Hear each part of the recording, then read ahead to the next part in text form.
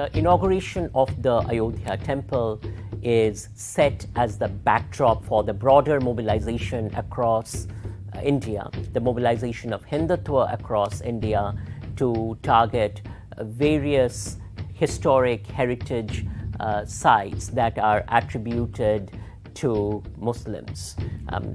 We see ongoing attacks on Muslim heritage sites that emerge from this Ayodhya moment. What is critical to note here is the interplay of mainstream news media, the judicial processes, and the Hindutva mobs that you see on the streets. The kind of mob-based organizing on the streets works alongside judicial processes, working through the judicial processes then to take back the lost glory of Hinduism. Critical to this narrative is the articulation of temples, existing temples at sites where we see Muslim heritages, and this then becomes the basis for calls to dismantle the Muslim heritage spaces and then start building the Hindu temples. In that sense, Ayodhya is an entry point for further violence.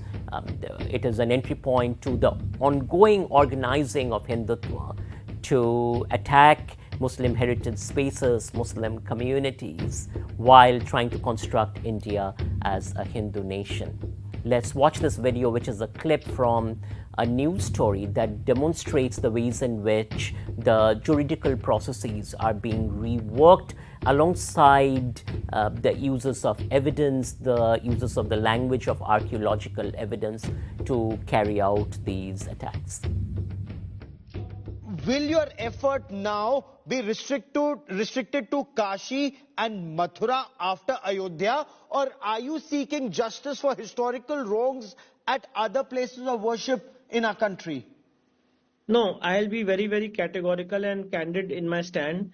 My stand is very, very clear that wherever temple has been demolished and a mosque or any other place of worship has been made, we will definitely fight legal battles for restoration of all those places of worship.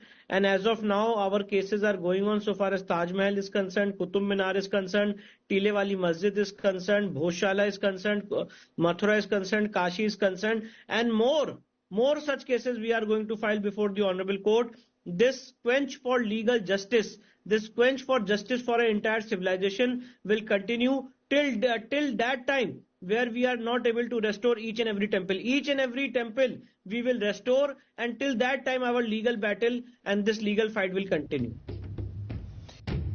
Pay critical attention here to the language of restoration and the ways in which that is being mobilized around this narrative of taking back the lost civilization. Attend to the ways in which that works with the co-option of the decolonization narrative by Hindutva.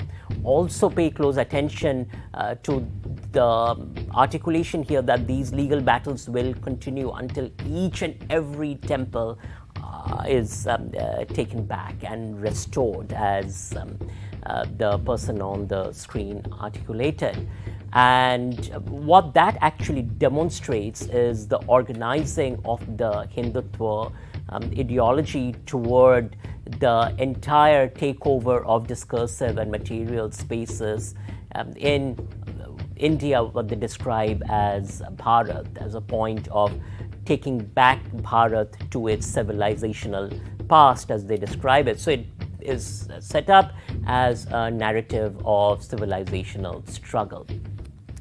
In this talk, I highlighted the ways in which the Jai Shri Ram slogan, articulated in the context of the celebration of the Ayodhya Temple, fundamentally points to an infrastructure of violence. I have demonstrated evidence of the ways in which violence targeting Muslim communities, Muslim neighborhoods have been organized in the backdrop of the inauguration of the Ayodhya Temple, set to motion alongside the chanting of the Jai Shri Ram slogan, alongside or playing to Jai Shri Ram music.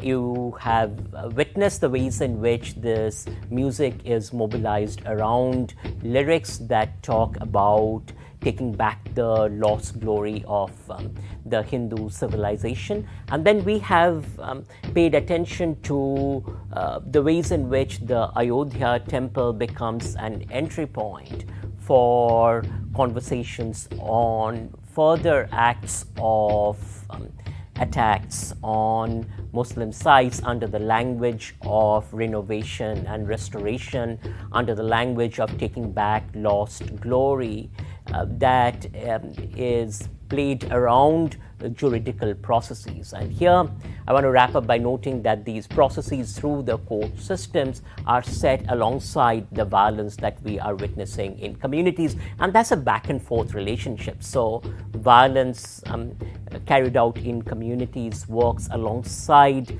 the cases that are launched in court, works alongside the uses of music, which works alongside the uses of media, particularly the mainstream media that have been co-opted large scale under the broader umbrella of Hindutva to perpetuate the narrative. It is therefore important that we pay attention to the ways in which slogans such as Jai Shri Ram are articulated. It is important that we pay attention to the ways in which these slogans are mobilized across the Indian diaspora in democracies globally. We saw that in Leicester. We are witnessing this across the global diaspora. We witnessed it in Auckland, in Eden Park, during the celebration of the Ayodhya Temple. And it is important that we listen to the voices of Muslims, and that is a critical point that our work at CARE makes, which is that we need to build infrastructures for listening to the voices of Muslims. So when Muslims say that the chanting of the Jai Shri Ram slogan symbolizes violence for us, symbolizes violence directed toward the Muslim community, it's important that we pay close attention to those articulations, and we pay attention to the actual examples of violence that we witness playing out. Thank you so much for listening.